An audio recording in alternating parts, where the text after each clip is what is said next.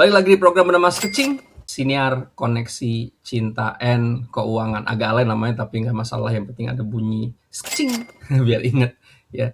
Program ini program lebaran dari Ask Pastor Kristo bekerjasama dengan Beruang Cerdas Plus, yaitu Prof Chandra dan Sis Karin Cahyadi gitu ya. Dan hari ini di episode kedua ini kita akan ngomongin tentang bangkit dan menang bersama Tuhan.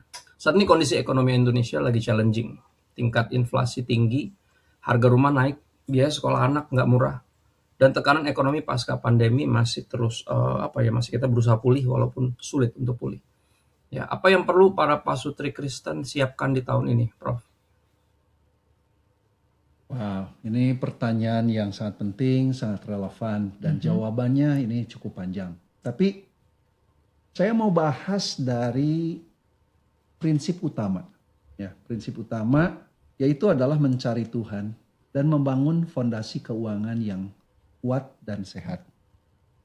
Jadi mungkin untuk bahas atau menjelaskan konsep ini, saya mau pakai satu cerita dari firman Tuhan.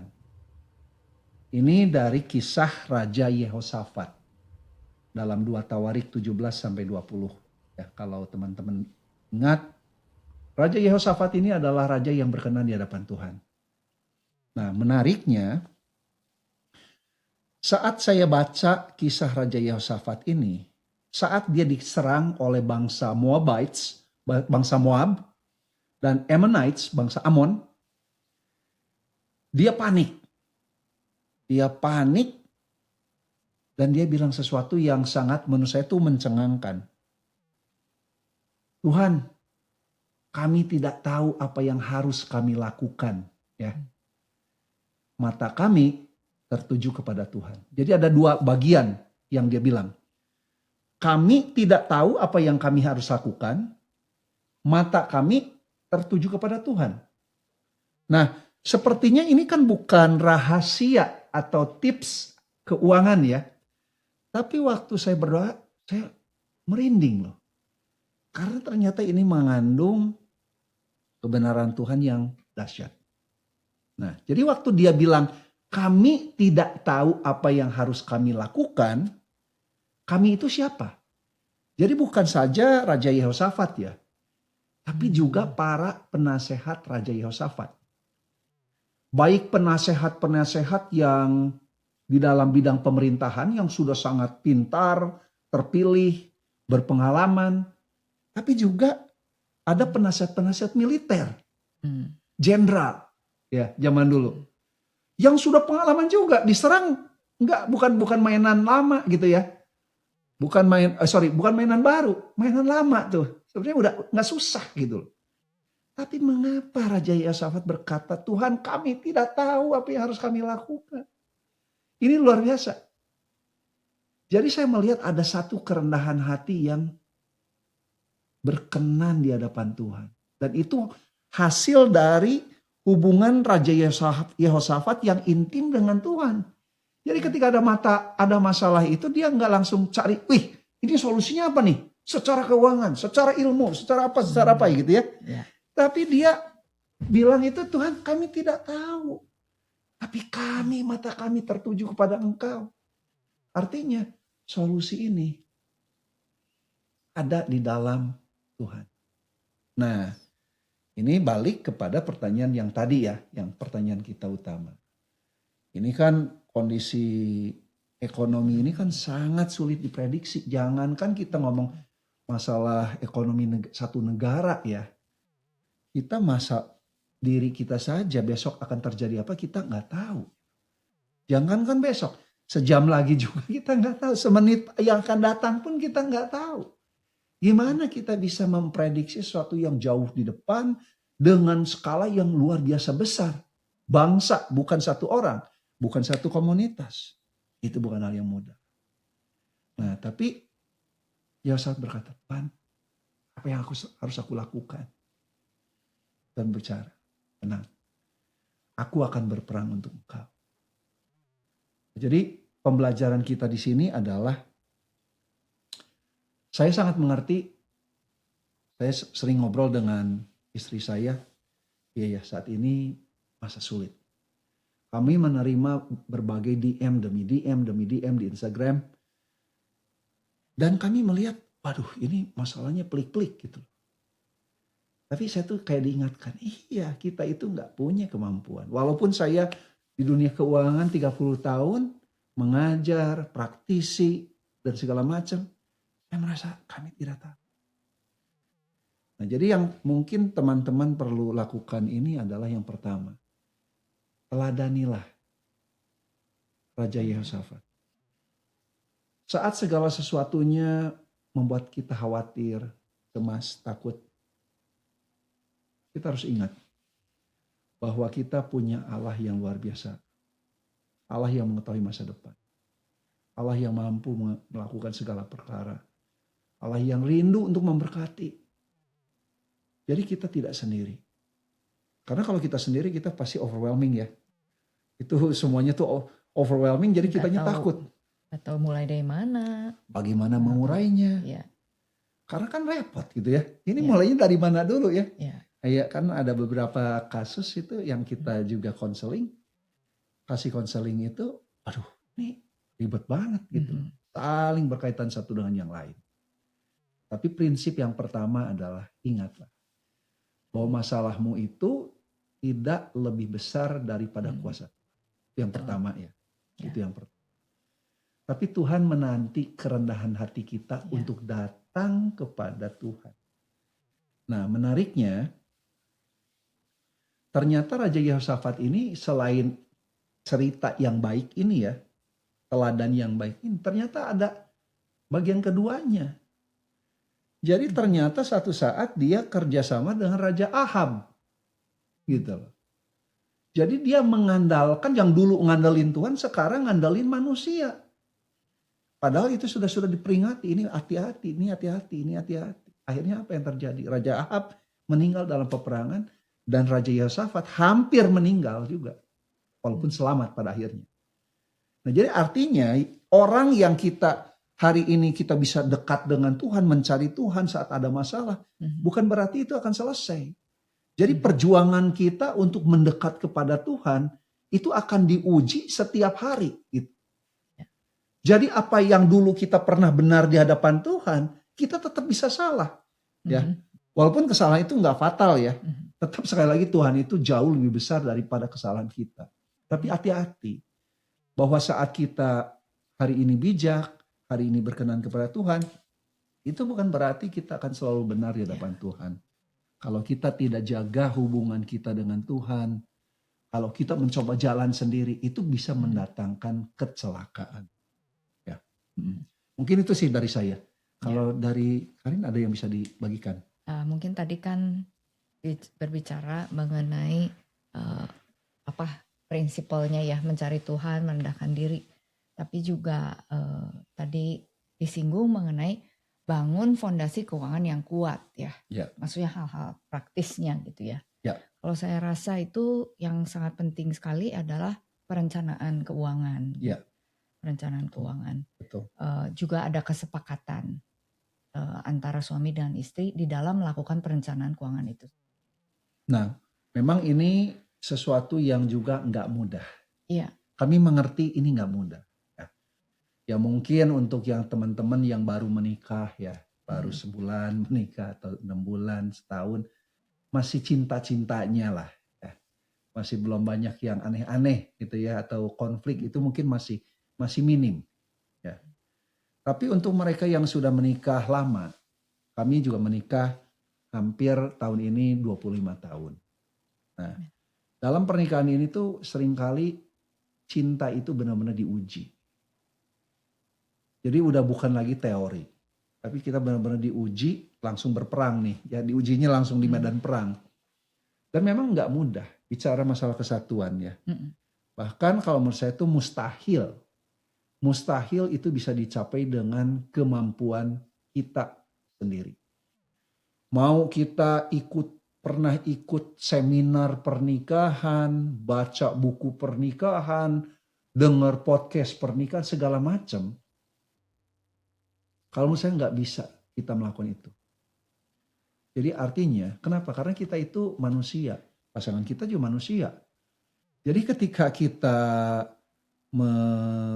menjalani kehidupan bersama dalam sebuah pernikahan, saya ada waktu-waktu yang saya menyakiti pasangan saya. Dan pasangan saya ada waktu-waktu yang menyakiti saya, walaupun mungkin sengaja atau tidak sengaja ya. Nah saat itu terjadi, banyak luka yang tidak tersembuhkan. Wah tapi jadi kita jadi panjang ya. Tapi poin saya adalah gini loh. Poin kami adalah kami mengerti kalau teman-teman bilang itu teori, nggak mudah seperti itu. Betul. Itulah kenapa teman-teman kita itu butuh juru selamat. Yep. Karena kita nggak mampu menjalani hidup ini dengan kekuatan sendiri, nggak mampu. Itu juga alasannya mengapa kita butuh Tuhan Yesus. Karena kita tidak mampu menyelamatkan diri sendiri. Makanya kita harus punya Tuhan Yesus. Sama juga. Dalam pernikahan apa bedanya? Kita tidak mampu untuk bisa punya kesatuan, mematikan ego sendiri, dan hidup memperhatikan pasangan. Itulah sebabnya kita butuh kasih karunia Yesus. Apalagi di tengah-tengah, maksudnya ini kita lagi membahas masalah ketidakpastian, ya, betul. Masalah keuangan yang ada, ditambah kalau tidak ada kesatuan itu udah bakal lebih susah gitu. Mustahil lah ya. Mustahil lah. Ya. Jadi walaupun memang ini kedengarannya seperti teori, tapi kami mau meyakinkan saudara-saudara yang mendengar saat ini. Ya. Kami pernah mengalami. Ada satu masa dalam pernikahan kami, 23 tahun pertama kami menikah. Kami merasa bahwa pernikahan kami itu cuma biasa-biasa saja. Memang disebut jelek enggak ya? Mungkin 7 lah kira-kira ya. Angka 7 lah dari 10 lah kira-kira, enggak jelek-jelek amat. Ya kalau orang lihat dari luar kayaknya oke-oke aja lah. Enggak ribut gimana, ya enggak sampai cerai, enggak ada apa. Kayaknya oke lah. Nah tapi Tuhan itu mau memberikan yang terbaik. Tuhan itu enggak memberikan yang biasa-biasa saja loh. Nah, jadi Tuhan itu ingin memberikan kepada kami itu dan juga kepada saudara-saudara pernikahan yang luar biasa. Bukan cuma pernikahan yang biasa-biasa saja. Sulit? Oh ya balik lagi yang tadi. Sangat sulit. Dilakukan dengan kemampuan sendiri? Mustahil gitu kan. Tapi Tuhan panggil setiap kita untuk hidup melalui kemustahilan tersebut. Kemustahilan demi kemustahilan. Supaya kita bisa mengalami mujizat Tuhan. Dan ketika kita mengalami mujizat Tuhan, di sanalah terjadi kemenangan. Dan saat kemenangan itu terjadi, kita nggak bisa enggak bilang sama orang, itu adalah karena kemurahan. Kami nggak mampu kok. Saya juga merasa 23 tahun pertama kayaknya nggak mampu, makin lama kok makin, gue kan kayaknya pernikahan kok makin lama makin suram ya, kayaknya kayak makin aneh-aneh lah ya, maksudnya makin perasaan tuh kayak makin tawar, tapi Tuhan bisa lakukan hal yang luar biasa. That's good. Oke. Wow, luar biasa ya. Ini kita lanjut ke bagian berikutnya. Banyak pasangan Kristen Indonesia terjebak pinjaman, ya. KPR, pinjol, kartu kredit, atau bahkan pinjaman sama saudara sendiri. Bagaimana hutang mempengaruhi keharmonisan pernikahan, dan apa kata firman Tuhan mengenai berhutang ini? Iya, ya. Nah ini lucu nih, ini lucu. Lucunya tuh karena saya tuh kemarin waktu saya berdoa, saya dapat kayak Tuhan tuh menaruh sesuatu dalam pikiran saya. Terus saya sharing sama istri saya. Istri saya, benar ya. Kita pakai itu analogi ini nanti pas podcast sama Pastor Chris. Nah, jadi gini teman-teman. Masalah keuangan pernikahan, utang, semua ini kan seolah-olah, ini sih kan masalah kita punya utang sama orang. Kalau diberesin udah beres gitu kan. Ya. Kayaknya sederhana. Hubungan antara pernikahan dengan utang tuh kayaknya sederhana. Kalau utang beresin pasti lebih baik deh gitu ya. Nah, tapi ternyata balik lagi, ternyata ini teorinya memang mudah, tapi prakteknya mustahil. Nah, tapi yang kami lihat ternyata kami tuh melihat dalam pengalaman kami jalan bersama, terus juga di dalam konsel orang-orang, kami melihat ternyata tuh pihak cewek, moms itu punya kayak apa ya, kayak sesuatu yang alami yang memang Tuhan kasih untuk melindungi anak-anaknya. Jadi keinginan untuk ngeprotek anak-anaknya, makanya ada orang bilang jangan pernah sekali-kali gangguin anak macan di hadapan mamanya gitu, mama macan gitu ya. Itu ngeri banget. Jadi mama macan kalau udah marah karena anaknya diganggu, wah itu lebih papa macan juga bisa kalah gitu loh. Lebih beringas. Lebih beringas. Nah saya lihat memang benar loh. Ini ya, jadi ibu itu, moms itu punya ketakutan. Rasa tidak aman. Apalagi ketika si suami berutang dan gak ngomong. Gak ada komunikasi. Tahu-tahu udah pinjem gitu kan. Terus apalagi ketika pinjem itu dipakai untuk yang aneh-aneh. Ya isi sendirilah apa aneh-anehnya ya. Sama judi lah atau apa-apa. Itu banyak lah gitu kan. Istri gak tahu. Begitu dapat stres ini kan. Nah, jadi bagaimana ini bisa mempengaruhi sebuah pernikahan? Banyak banget. Jadi mungkin istri bisa merasa dikhianati. Ini bisa disebut kalau menurut kami itu banyak ya yang kejadian seperti begitu ya. Iya, kami bisa melihat ini nggak salah kalau ada orang bilang ini termasuk salah satu contoh dari selingkuh keuangan. Ya. Jadi suami ambil utangan, nggak ngomong dulu sama istri, terus sudah terlilit masalah, baru terbongkar, itu akhirnya jadi bahkan istri ikut ribut, dikejar-kejar. Ya.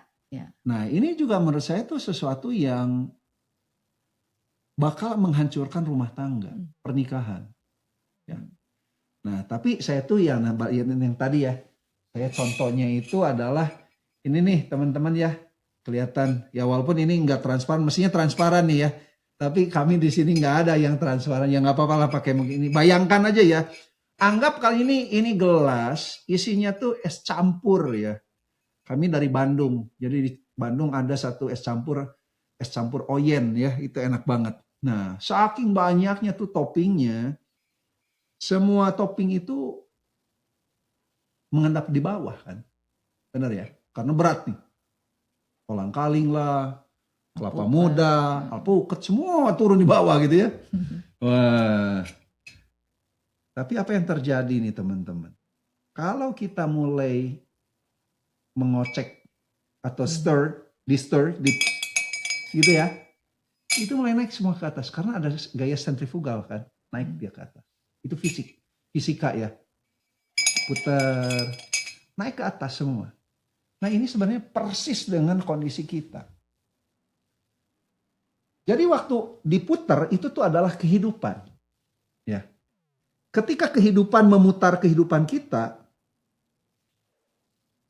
semua masalah yang ada di permukaan itu naik ke atas semua. Gitu. Diaduk, campur aduk. Begitu. Yes, thank you. Betul itu kata yang tepat, diaduk.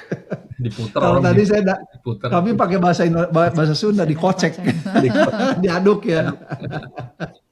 Nah waktu diaduk itu naik ke atas lah semua. Semua hal-hal yang ada di bawah permukaan. Yang gak kelihatan. Rasa dikhianati, rasa dikecewakan, rasa ini, rasa itu. Semua naik ke atas. Makanya kalau saat terjadi masalah seperti ini, ya gak salah. Banyak pasangan yang give up. Ya. Pasangan yang give up, ya udah deh kita gak bisa. Udah dicoba juga nggak bisa, ini mau diurai juga nggak tahu, mulai di mana mulainya karena memang sudah terlalu bercampur kan, yang tadi kan. Ya, jadi ini jadi masalah. Mungkin tadi ada yang mau tambahin? Ya mungkin dari sisi preventifnya ya, sebenarnya kan hal ini bisa dicegah kalau misalnya ada satu keterbukaan, ada kesatuan dalam pengambilan keputusan, Jadi eh ya untuk mencegah masalah-masalah di kemudian hari sebenarnya. Betul, Gitu ya. betul. Dan Ya. kita akan bahas ini mengenai masalah pencegahan ini minggu depan ya. Jadi teman-teman pastiin, pantengin nih ya episode 3 nih sama Pastor Chris. Betul. Karena ini akan rame nih. Ini dalam nih ya. Tapi kalau teman-teman mau belajar, punya hati yang rendah hati ya, kondisi hati yang rendah hati, untuk mau belajar, Tuhan pasti akan berikan hikmat-hikmat baru. Ya. Mustahil yang saya bilang mustahil kalau dengan kekuatan sendiri ya. Tapi saat kita merendahkan diri di hadapan Tuhan, dengan mau belajar, mau ditegur, mau diubahkan, mengundang Roh Kudus untuk masuk dalam hati kita, yakinlah teman-teman, pasti ada pemulihan ya. Jadi itu kira-kira mungkin untuk utang. Jadi bagaimana kalau bilang utang mempengaruhi keharmonisan itu banyak banget ya. Dan kita nggak bisa bahas semua karena ini terlalu banyak banget dan itu semua nyampur gitu loh. Tapi kita akan bahas dalam sesi yang berikutnya ya. Ya, Mengenai masalah lebih karena itu dalam, itu juga dalam lah. Ya dalam dan itu akan benar-benar kalau bedah itu bedah yang sampai semua akar-akarnya kita bedah semua ya. Jadi jangan lupa minggu depan di episode berikut kita akan lebih mendalam ngomongin hal ini. Oke, ini koneksi juga tadi sama yang sempat diomongin ya. Bagaimana Pasutri Kristen bisa menyeimbangkan percaya Tuhan akan menyediakan sama tanggung jawab pribadi kita. Tadi Prof sempat bilang ya, kita mengandalkan Tuhan, tapi di satu sisi kita mesti terus belajar, mesti merendahkan diri. Itu kan berarti harusnya ada keseimbangan antara percaya Tuhan akan menyediakan dan tanggung jawab pribadi kita. Ya di sini sebenarnya kalau saya melihat kadang-kadang kita itu suka ekstrim. Sebagai anak Tuhan itu kita suka ekstrim. Kalau enggak 100% itu Tuhan, 100% kita sayang. Ya. Jadi kami tidak melihat seperti itu. Jadi maksud saya coba jelaskan. 100% Tuhan itu sepertinya kayak gini loh. Tuhan kan maha kuasa. Tuhan mau nolong saya. Ya udah, berarti saya pasrah aja. Pasrah. Ini kata kuncinya di garis bawahi ya. Banyak pasangan yang pasrah. Tidak melakukan apa-apa. Tidak melakukan apa-apa, pasrah. Kan pasrah, ya udahlah pasrah deh. Pasrah ya, pasrah. Udah gitu ya. Nah, tapi pasrah itu beda dengan berserah. Hati-hati. Wow, pasrah beda dengan berserah. Pasrah itu arti katanya apa? Udah powerless. Udah deh, gua nggak bisa apa-apa. Nah, kemarin ada satu DM masuk. Dia bilang, Pak, tolong doakan saya, Pak. Karena saat ini saya pengangguran, nggak punya kerja. Dan saya nggak bisa makan. Tolong supaya didoakan. Nah, saya bukan mengecilkan masalah dia. Tapi saya tuh kayak bertanya-tanya. Saya bukan menghakimi juga, karena saya juga belum pernah ngobrol sama dia secara lebih lanjut ya. Tapi saya tuh mikir kok sampai nggak kerja gitu loh. Padahal kalau bener orang mau kerja sih sebenarnya kan di Indonesia bukan kurangnya kerja ya. Memang kalau kita pengen kerja yang kita mau mungkin nggak gampang. Tapi kalau asal kerja, asal bisa makan, masa sih sesusah itu nggak bisa apa-apa? Kayaknya saya nggak yakin gitu. Tapi sekali lagi kami nggak mau menghakimi ya. Tapi poin saya, ada orang-orang yang melihat itu ini adalah deterministik, artinya Tuhan yang menentukan, dan fatalistik gitu loh. Oh ini udah fatal nih, udah gue nggak bisa apa-apa lagi, udah nggak bisa, udah ya.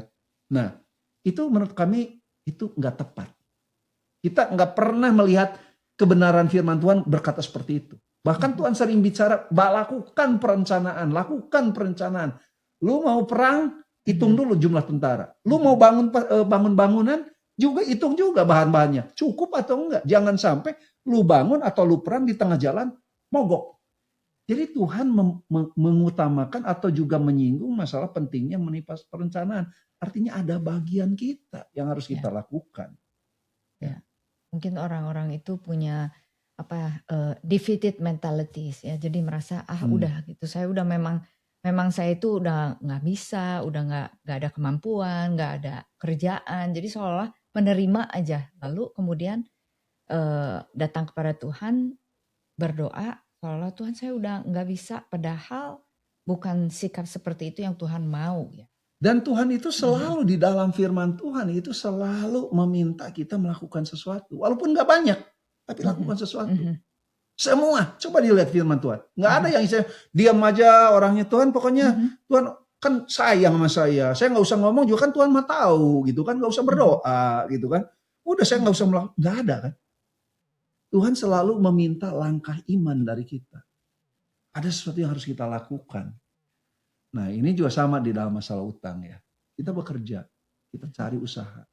Kita benar-benar mencari Tuhan dan melakukan bagian kita. Nah jadi kalau tadi ada orang yang mikir ini kayak 50-50 gitu ya. 50-50, enggak 50-50 teman-teman. Kalau hitungan saya, matematika saya ya, itu 100-100. 100-100. Ya, ya. Jadi kita melakukan 100% bagian kita, Tuhan melakukan 100% bagian Tuhan gitu loh. That's good. That's good. Jangan 50-50, kalau 50-50 artinya gue setengah-setengah gitu, nggak bisa. Ya. Jadi sangat penting untuk ada kombinasi yang tepat antara persiapan dengan penyerahan diri. Yang tadi ya, hati-hati dengan kata pasrah. Saya tidak melihat bahwa pasrah itu adalah sesuatu konsepnya Tuhan. Ya. Berserah. On the other hand, ya. Ini on the one hand, ini pasrah nih. On the other hand, ini berserah. Kalau menurut saya tuh ini berserah nih. Yang Tuhan mau itu adalah berserah. Berserah artinya apa? Tuhan, saya akan all out ngerjain bagian saya. Tapi juga at the same time, kami akan benar-benar menyerahkan hasilnya kepada Tuhan. Gitu. Ya. Nah itu yang Tuhan mau. Jadi sekali lagi kami mau supaya itu bisa diingat ya. Saya jadi ingat lagi mengenai baru aja gitu kemarin. Saya itu di sini itu banyak ladang ya, ladang jagung ya. Terus saya dan kedelai juga jangan lupa. Kalau lihat ke kiri ke kanan ini kan lagi musim semi ya. Sebentar lagi itu mereka itu akan mulai menabur benihnya gitu. Saya melihat bagaimana para farmer, petani itu mereka itu melakukan bagian mereka sebaik-baiknya, menggemburkan tanah, menabur benih, menyirami kalau misalnya kurang hujan gitu ya. Tapi tetap ada bagian Tuhan yang di luar kendali mereka. Sebaik-baiknya mereka melakukan bagian mereka. Pertumbuhan itu membutuhkan sinar matahari, membutuhkan hujan khususnya, dan hal-hal di luar kendali mereka. Jadi seperti tadi bilang 100% mereka melakukan bagian mereka, dan sisanya berserah Tuhan yang melakukan the other 100% itu ya. 100% yang lain itu bagian Tuhan itu, untuk bagian pertumbuhannya. Ya, betul. Seperti Rasul Paulus bilang ya, aku menanam, Apolos menyiram, tapi Tuhan beri pertumbuhan. Yes, betul. Dan itu ucapan Paulus itu saya ngelihat sangat ini ya, sesuatu yang bukan bersifat teori gitu loh. Ya. Rasul Paulus bisa ngomong seperti itu karena dia mengalami. Bahwa dia melakukan banyak hal, ternyata pertumbuhannya nggak seperti yang dia bayangkan. Atau juga sebaliknya, dia ngerasanya kok kayak Tuhan aku tuh nggak berhasil, hasilnya kok banyak gitu loh.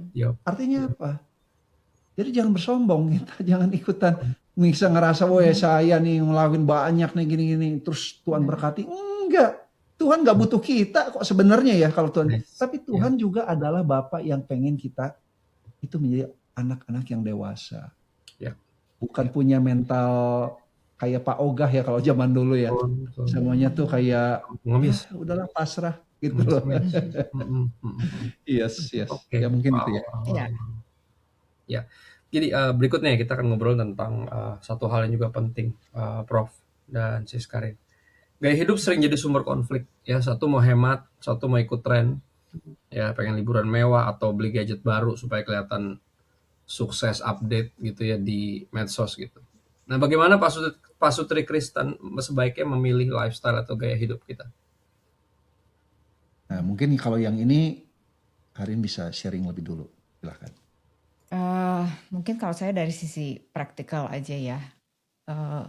Kalau saya rasa itu perlu ada satu kompromi antara suami dan istri lagi ya. Maksudnya di samping melakukan perencanaan keuangan, ada budget. Jadi pada dasarnya Tuhan itu bukan mau kita itu nggak menikmati apa yang Dia berikan ya. Tuhan mau kita menikmati. Anggaplah uang itu sebagai talenta sebenarnya ya. Talenta yang Tuhan berikan, tapi Tuhan mau kita juga mengelolanya dengan baik dan menikmati. Kalau kita sudah memiliki satu perencanaan keuangan, udah ada satu budget yang ditetapkan, dan motivasi kita itu benar, menurut saya oke-oke saja sejauh tidak berlebihan ya. Maksudnya kita nggak motivasinya apa dulu nih gitu, motivasinya. Kadang orang gaya hidup itu motivasinya nggak benar, pamer. Jangan gitu. Jadi sebenarnya mungkin pamer itu jangan ya, buat apa gitu. Jadi bukan masalah, balik lagi bukan masalah kalau kita balik lagi kepada basicnya ya, prinsipnya nih.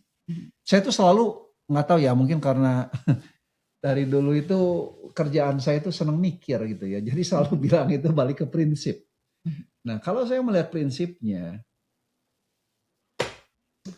kita itu jangan ngurusin masalah berapa banyak sebenarnya. Pertanyaan utamanya itu bukan berapa banyak nih duitnya yang harus dikeluarin, boleh atau enggak, perpuluhan atau, jadi jangan bersifat apa ya, yang aturan gitu loh ya. Tapi yang paling penting kalau menurut saya itu adalah bagaimana kondisi hati kita di hadapan Tuhan. Jadi sama juga dalam masalah hidup. Ya. Kondisi hati saya apa sih untuk beli ini? Kondisi hati saya seperti apa sih kalau mau beli itu misalnya ya. Kalau beli rumah nih, mau di mana? Daerah mana? Daerah elit, anggap kita punya duit deh ya. Daerah elit atau yang setengah elit atau yang biasa saja. Ada orang-orang yang memilih sebenarnya ini bukan masalah benar salah nih. Tapi masalah bijak atau tidak bijak. Gitu. That's good. Kalau kita bicara masalah keuangan, sulit untuk ngomong ini benar atau salah. Tapi pertanyaan yang lebih penting, yang lebih relevan adalah bijak atau enggak bijak. Nah, jadi saya melihat kayak sekarang masalah keuangan itu, kalau kita balik pada prinsipnya yang utama, saya melihat tuh sebenarnya Tuhan pengen kita itu taat. Jadi yang Tuhan sangat hargai itu adalah ketaatan hidup kita. Tapi seringkali kita bukan itu yang penting dalam hidup kita. Gaya yang hidup. Ya. Nah makanya dalam kita berjalan bersama dengan Tuhan, kita harus mengenal diri kita. Oh betul sekali ya. Karena kadang orang memilih gaya hidup itu karena insecurity juga. Betul. Dia tidak secure gitu loh. Ya. Dan sekali lagi kita bukan menyalahkan. Kami ngomong semua ini teman-teman. Mohon maaf ya. Sekali tidak ada satu maksud pun untuk menghakimi. Kami bukan hakim. Kami bukan Tuhan.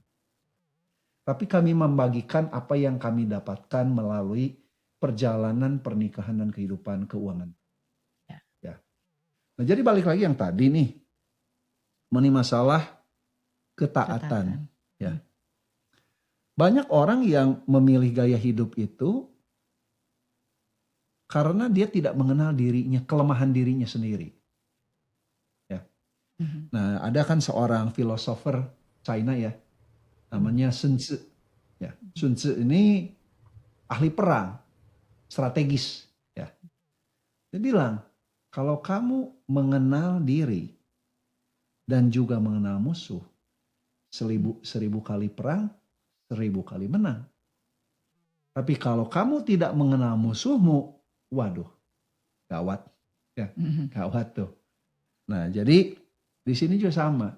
Kita harus mengenal diri sendiri, kelemahan kita, ketakutan kita, kekhawatiran kita.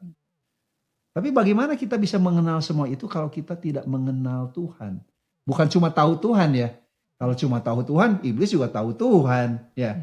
Iblis tahu Tuhan, kita juga tahu Tuhan. Tapi benar-benar mengenal dan intim dengan Tuhan. Taat, balik lagi kata taat muncul. Ya. Apakah kita taat kepada Tuhan? Nah, iblis enggak taat sama Tuhan, itu bedanya tuh. Ya. Nah, jadi poin saya adalah ketika kita mengenal diri sendiri, baru kita bisa tahu, oh saya tuh dulu ya, mungkin saya kasih contoh nih ya teman-teman. Dulu waktu saya SMP dan SMA lah, saya sering curi uang dari toko mama saya. Saya jaga toko, terus ambil uang. Curi. Sampai bertahun-tahun lamanya. Kenapa? Dan saya pakai semua uang itu untuk traktir teman. Supaya apa? Supaya saya lebih disukai. Saya bisa traktir, bisa gini, bisa gitu. Segala. Kenapa saya melakukan hal tersebut? Karena saya belum beres dengan diri sendiri. Nah, di sini salah satu hal juga yang penting, kalau kita takut ya, wah nanti saya dinilai begini sama orang, oh nanti saya dinilai begini sama orang. Kalau kita belum beres masalah itu, kita pasti akan memakai uang kita untuk hal yang enggak bijak. Pasti, itu jamin. Ya. Nah jadi teman-teman, kami mau mengajak teman-teman untuk doa bareng sama pasangan. Tuhan, kami tidak tahu apa yang harus kami lakukan. Tapi mata kami Tuhan tertuju kepadamu. Balik lagi ya, dalam doa tawarik ya tadi. Kayak Raja Yehosafat. Tuhan kami nggak tahu nih. Kami nggak tahu kelemahan kami nih Tuhan. Jadi kalau kami perang pasti kami kalah nih sama si iblis lagi perangnya. Itu lawan yang dahsyat. Kalau kami nggak tahu kelemahan kami sendiri, kami pasti akan selalu kalah. Ya. Tapi mata kami tertuju kepada Engkau. Pertolongan kami datang daripada Engkau. Itu yang akan menjadikan pertolongan kami. Tuhan bukakan hatiku supaya aku bisa melihat apa yang menjadi kebenaran. Tuhan selidiki hatiku, itu perkataan Raja Daud. Supaya aku tahu apa yang bisa menjadi hal yang menyenangkan Engkau. Jika ada hal-hal yang masih tersembunyi dalam hatiku yang harus dibereskan, itu pun bisa diangkat ke permukaan. Sekali lagi, kuncinya mengaduk es campur ya teman-teman. Aduk es campur. Yuk minta Tuhan untuk aduk es campur itu dalam hidup kita supaya naik semua ke atas, bisa diangkat kan. Kalau nggak diaduk ini kan saya mau makan yang kolang-kaling yang di bawah, yang enak-enak gimana caranya, kan nggak bisa. Ya, saya minum cuma dapat sirupnya aja, nggak dapat toppingnya. Jadi mungkin itu teman-teman ya. Jadi yuk kita sama-sama minta Tuhan bukakan mata hati kita supaya kita tahu apa yang perlu diberesin. Yang masih sakit bisa disembuhkan ya. Kan kalau sakitnya kita aja nggak tahu sakit apa, mau makan obat yang gimana? Kalau kita nggak tahu, kalau kita nggak tahu lukanya seperti apa. Betul. Jadi kita minta Tuhan, yuk Tuhan bukakan nih kondisi yang harus diberesin, kondisi kami yang paling benar ya. Yang tadi yang saya bilang sama istri. Jadi dulu itu kami banyak ribut karena ya kami ribut itu nggak sadar ada hal-hal yang di bawah yang lagi, mohon maaf ya kalau kami pakai istilah ini, borok gitu loh, kondisi borok. Yang borok itu nggak pernah dibereskan. Jadi selalu meracuni yang di atas gitu loh. Kita cuma dikasih ganti perban, ya nggak beres-beres dong itu borok itu kan. Karena nggak pernah dibersihkan dan diobati. Nah sama dengan pernikahan Anda. Bagaimana Anda bisa sembuh dengan hubungan dengan pasangan? Bagaimana Anda bisa pulih dalam masalah keuangan? Kalau ternyata masih banyak luka-luka di bawah yang belum sembuh. Jadi mintalah sama Tuhan. Itu adalah doa yang kami yakin adalah kehendak Tuhan dan Tuhan pasti akan bukakan. Menyambung dengan pertanyaan sebelumnya ya, tentang wisdom ya. Pada akhirnya kan memilih lifestyle itu kan diperlukan wisdom. Pertanyaan bukan boleh atau tidak, tapi perlu apa enggak. Terus berbahaya atau berguna. Terus mempermuliakan Tuhan atau sebaliknya. Kan gitu ya. Dan nyambung dengan pertanyaan itu, bagaimana peranan sahabat ya, atau khususnya komunitas Kristen dalam membantu kita untuk sungguh-sungguh berkomitmen memperbaiki kondisi finansial rumah tangga. Misalnya tadi kalau dirasa benar-benar lifestyle kita nih nggak bagus, peranan komunitas rohani itu seperti apa? Wah, coba silahkan di ngapin. Menurut saya komunitas itu sangat baik dan sangat bisa menolong ya untuk kita itu accountable gitu. Tapi tergantung komunitasnya juga ya. Jadi Yang mungkin apakah komunitasnya memiliki value yang sama? accountable maksudnya gimana? Accountable itu jadi bisa saling menolong, saling mengingatkan, ada satu keterbukaan. eh, Jangan jauh-jauh. Misalnya gini, saya punya teman accountable untuk nge-gym nih, olahraga. Hmm. Itu kalau dia nggak datang, saya juga susah untuk datang olahraga. Atau saya nggak datang, dia juga susah untuk datang olahraga. Jadi keberadaan kita saling accountable itu sangat membantu sekali gitu. Untuk kita itu bisa semangat, untuk bisa Mengingatkan. untuk bisa menyelesaikan goal, target kita untuk olahraga dalam satu hari gitu ya. Nah, saya kasih contoh nih, ini yang kejadian kemarin malam ya. Ini kita mau cerita itu benar-benar yang real nih, bukan cuma teori-teori nih. Kemarin itu saya tuh dikasih tahu sama seorang temen, ini katanya ada pizza enak banget nih di kota namanya Mahomet. Mahomet. MAHOMET, Mahomet. Saya bilang, wah masa sih yang enak? Iya katanya enak banget, coba ya. Datanglah saya ke sana. Saya pesan, waktu saya telepon dia bilang, wah ini baru jadi 2 jam lagi. Waduh, saya bilang, ya ampun, nggak kira-kira 2 jam nunggu untuk jadi pizza. Ini pizza apaan ya bilang ya. Ya udah yang berapa besar katanya. Ya udah 14 inci aja, 14 inci ya. Teman-teman 14 inci berarti 28 35 cm diameternya ya, 35 cm nih. Gede banget. Masih ada yang lebih gede tuh, yang 16 inci ada satu. Coba lebih lama lagi kita bikinnya. Saya bilang udah yang 14 inci yang all meats ya. Jadi ada ham, daging, ada bacon, ada Canadian beef, segala macam gitu ya. Nah, waktu dapet itu, waduh, Pastor Chris, kalap itu udah jadi nih. Tok. Pas berapa nih? Kan saya nggak nanya harga lagi. Salah saya. $30. Waduh, saya bilang premium ya, tapi nggak apa-apa ya saya mau coba gitu kan. Begitu saya lihat itu coba gigitan pertama, waduh, enak banget ya. Itu saya bilang ini premium, saya bilang ya, itu kejunya, cheese-nya itu tebal banget. Saya waktu kemarin itu, aduh, saya mulai makan tuh. Istri saya nggak makan. Karena kebetulan istri saya itu sekarang dietnya itu gluten free ya.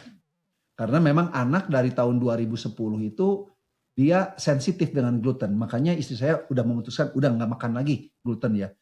Jadi cuma saya yang makan sama anak satu. Ada satu. Yang lain semua alergi. Tuh saya bilang gimana? Dia datang pulang. Nggak makan juga lagi. Cuma makan sepotong dikit. Udah katanya Dad. Ini saya lagi pengen, kan mau masuk summer dia kan lagi nge-gym. Yeah. Dan dia pengen cutting, jadi pengen six pack-nya lebih gimana gitu kan. Dia jaga tuh. Nah waktu kemarin, itu saya makan, Pastor Chris, ya ampun. Itu saya ya sambil nonton, sampai itu ini sama nih saya sama Pastor Chris nih hobinya, nonton NBA ya. Waktu saya nonton NBA, waduh ya. Langsung sat. Terus istri saya bilang, udahlah cukup ya. Nah, ini sistem yang kami sebut sebagai accountability. Nah, kalau dulu saya digituin marah gitu loh. Wih, udah diam, ini saya lagi enak-enaknya kok gitu kan. Nah, tapi saya melihat sekarang, ini tuh istri saya ngomong gitu tuh untuk kebaikan saya. Bukan untuk ngeritik saya, bukan personal gitu loh. Ini untuk masa depan juga. Kalau kita nggak sehat kan, ya kita yang repot juga. Ya, akhirnya nggak habis tuh itu. Aduh sayang. Tapi ya istri saya ngomong, iya udahlah. Itu kan yang penting kita udah coba nih, enak. Ya udah, nggak usah dihabisin, gitu loh. Nah, yaudah. Jadi kami tuh belajar. Ini accountability seperti inilah yang perlu dilakukan. Ya. Tadi kan bilang dengan teman, tapi juga dengan pasangan itu menurut saya tuh sangat bagus banget gitu ya. Karena kalau sama pasangan itu kan kita nggak perlu keluar rahasia ke orang lain ya. Gitu kan kadang-kadang ada orang yang aduh kalau gua ngomong apa nih kondisi gini nanti gimana kalau dia jadi ember gitu ya, terus Betul. bocor ke sini, bocor sono. Ya, ya, Nah, ya. tapi kalau dengan Hmm. pasangan itu kan kita ada bisa privasinya bisa lebih dijaga. Betul. Ya. Nah, tapi juga mungkin bisa Ya tadi kan bilang pentingnya ya, masalah. komunitas itu sebenarnya kita juga bisa berdoa dan minta ya. Yes, betul. Kita bisa berdoa dan minta untuk Tuhan juga menyediakan orang-orang ya yang punya value yang sama, yang bisa saling tolong menolong untuk sama-sama bertumbuh ya. Accountable. Saling Ya, accountable. betul. Ya. Karena ternyata jangan salah teman-teman, zaman sekarang itu banyak banget teman-teman yang sebenarnya tuh toksik. Ya, Tapi betul. kita nggak sadari gitu loh. Tapi itu toksik loh. Apalagi dengan sosial media itu, aduh.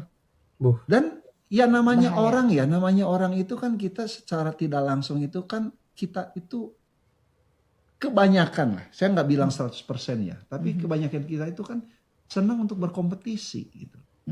Ya. Masa nih si teman A atau B, si C dia beli ini kok saya enggak, ya kan? Itu kan natur manusia. Kita itu kadang-kadang dapetin sesuatu nih ya, misalnya pulpen deh, gitu ya, pulpen kayak gini, kayaknya bagus kan, wah happy saya dapat pulpen baru. Begitu orang lain punya pulpen yang lebih bagus, langsung rasa happy saya tuh yang dapat pulpen baru itu langsung jadi ciut gitu, berkurang, bahkan hilang. Bahkan kita marah, kenapa Tuhan kok saya dapat pulpennya jelek, padahal tadi lagi happy-happynya, sekarang jadi marah ya. Nah karena memang itu ada kita itu yang ada, kalau nggak salah John Wesley kalau nggak salah ya. John Wesley itu pernah ngomong sesuatu hal yang powerful. Dia bilang rasa cukup atau tidak membandingkan diri itu adalah sepupu dari kesucian gitu. Rasa cukup ya, rasa cukup. Tapi rasa cukup itu juga kan hati-hati tuh. Saya lupa itu John Wesley atau enggak gitu loh. Tapi rasanya tuh John Wesley. Nanti tolong dicek. Ya. Dia bilang rasa cukup itu kita bisa dapat kalau kita enggak membanding-bandingkan diri. Nah, kalau kita bisa merasa cukup, itu adalah sepupu dari holiness. Dari holiness gitu loh. Dan dari komunitas ngebantu kita ya, maksudnya kayak tadi kan Prof kan cerita bahwa ketika lagi kalap makan pizza kan yang ngingetin bahwa udah cukup kan istri ya. Ya. Komunitas tuh kan gak ngebantu kita. Kadang kita ngerasa lifestyle kita, gue bisa kok, gue punya duit kok. Cuman kadang kita nggak tahu cukupnya tuh di mana batasnya gitu loh. Kalau ada orang lain yang nasihatin kita kayak kayaknya udahlah. Yang penting kan udah pernah ini, udah pernah itu, jangan nggak usah. Karena kita kalau ambis kan kita nggak tahu ya. Dan kalau nggak ada pribadi yang lain gitu. Pertama udah pasti suami atau istri kita yang Tuhan anugerahkan sebagai sahabat ya. Sahabat tuh kan nggak punya agenda pribadi, pada akhirnya buat kebaikan kita juga. Tapi kalau punya keluarga rohani juga yang kita beri akses untuk memberi nasihat kepada kita, karena kita basically nggak bisa ngelihat kita punya punggung ya. Yang kita bisa lihat punggung kita kan adalah teman-teman kita yang mungkin bisa ingetin bahwa ini udah cukup nih, maksudnya udah jangan terlalu terpancing gitu kan untuk ngikutin tren atau apalah gitu, terlalu nggak mau kalah sama yang mana gitu. Kadang kita ngerasa kita bisa kok, nggak ada yang salah kan, apa bahasanya tadi kalau kita ngobrolin yang sebelumnya, nikmatin hidup apa salahnya sih itu. Cuman tadi bisa jadi bahaya kalau kita nggak ngerti benar apa arti cukup gitu, sibuk membandingkan, bahkan sibuk berlomba di dalam perlombaan yang sebenarnya kita nggak perlu masuk di dalamnya. Dan itu tadi poin yang bagus sih, Pastor Chris. Jadi masalahnya bukan masalah benar bukan salah gitu. Masalah cukup atau enggak itu bukan benar salah loh. Ya. Karena itu balik lagi kepada kita dengan pasangan kita. Jadi yang menentukan itu adalah kita dengan pasangan kita. Of course kita harus mengenal diri sendiri ya, yang tadi saya bilang ya. Kelemahan kita. Jadi kita tahu nih blind spot kita ada di mana. Nah tapi poin kami itu adalah begini. Saat kita punya teman, kadang-kadang rasa cukup kita itu ditentukan oleh teman-teman kita. Gitu loh. Dia mungkin akan jadi kompor gitu loh. Loh misalnya, lo masa lo gak jabatan kayak lo kayak gini ya, GM lo atau apa lo, masa mobil masih pakai Avanza misalnya ya. Betul. Minimal sekarang lu harus pakai BYD loh. Kayak gini. Nah tapi balik lagi, yang menentukan cukup nggak cukup akhirnya orang lain. Padahal kan mereka nggak tahu kebutuhan kita. Betul. Betul. Mereka nggak tahu bahwa kita itu masih ada tanggung jawab apa atau apa. Jadi Ya. sangat sangat miris gitu loh, sangat menyedihkan. Kalau kehidupan kita itu diatur sama teman kita. Padahal nih teman-teman, saat nanti satu saat kita kekurangan uang, mereka juga nggak ada juga Pada teman kita. ngilang. Udah pada ngilang juga gitu loh. Tapi yang menjerumuskan kita untuk istilahnya ngeluarin duit yang berlebih itu mereka. Tapi saat kita nanti lagi bermasalah, pada ngilang juga. Banyaknya yang kayak gitu ya. Memang ada yang pasangan yang teman-teman yang baik-baik itu ada. Ya kayak Pastor Chris di sini lah, teman kita yang baik ya. Tapi kan nggak semua kayak Pastor Chris ini loh. Kalau yang teman yang nggak baik itu kan ya udah goodbye my life lah itu ya. Jadi Betul. udah. Pentingnya Jadi komunitas yang rohani, komunitas Kristen yang sehat ya. Berdoa juga tadi kan kita berdoa kepada Tuhan minta wisdom, kerap kali juga Tuhan bisa pertemukan kita dengan keluarga rohani yang kita butuhkan gitu. betul. Yang tanpa banyak persaingan, nggak ada pressure untuk cari muka dan segala macam, karena emang yang diutamakan adalah kebaikan kita, orang-orang yang emang benar-benar sayang sama kita, peduli sama kita. Dan itu terakhir juga lawan mungkin jangan dari pergaulan yang toksik tadi. Ya. Dan yang terakhir itu mungkin juga jangan takut untuk nge-cut teman-teman yang toksik. Nice. Jangan terus dipertahankan. Mau mempertahankan apa sih? Ya. Memang banyak di antara kita yang takut. Aduh Tuhan, nanti kalau saya cut ini orang, nanti saya gaul sama siapa lagi? Udah nggak ada nih Tuhan. Ini gaul ini sama dia tuh udah cocok, ketawa ketiwi gitu ya.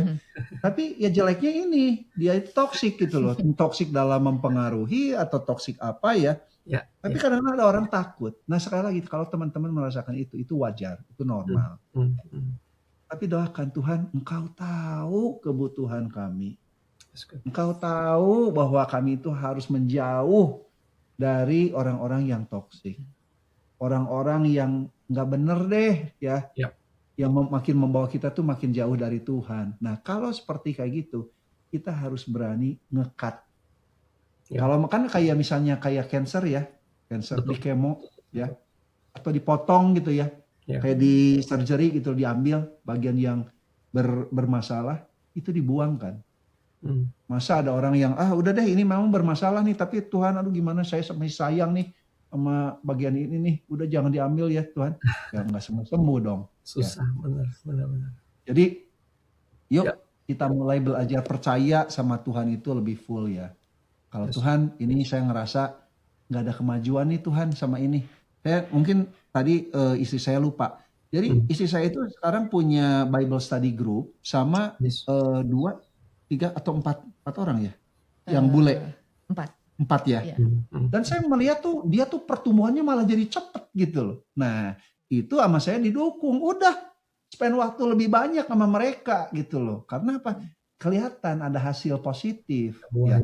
Terus yang dia tadi bilang ya sekarang jadi body weight training lagi. Padahal umur istri saya kan udah umur 50 ya. Tapi sekarang lebih bagus, lebih sehat, lebih ini karena ada orang yang bisa membangun gitu loh. Komunitas yang sehat betul. Jadi kuncinya ini adalah komunitas itu penting banget. Kita nggak bisa berjuang sendirian. That's good. Oke. Nampaknya beberapa poin kita akan obrol di episode berikutnya, Prof. Karena dalam dan connected gitu ya, tentang tadi misalnya hutang. Terus nanti ada tentang kayak bagaimana kalau kita apakah boleh bantuin orang tua atau keluarga ketika dalam pernikahan, kan kadang suka bikin konflik tuh. Hal-hal yang akan mendalam itu saya rasa jadiin satu episode sendiri lebih powerful gitu ya. Kita akan closing dulu episode kali ini, dan thank you udah selalu cerita gitu, sharing apa yang didapat dialami buat kita bisa belajar, dan kita akan ketemu di episode selanjutnya dari Sketching ya. Saya Pastor Christopher Tapiheru dan Prof Chandra dan Sis Karin Cahyadi undur diri dulu. Kita ketemu di episode berikutnya. God bless you all. Okay, bye. Bye.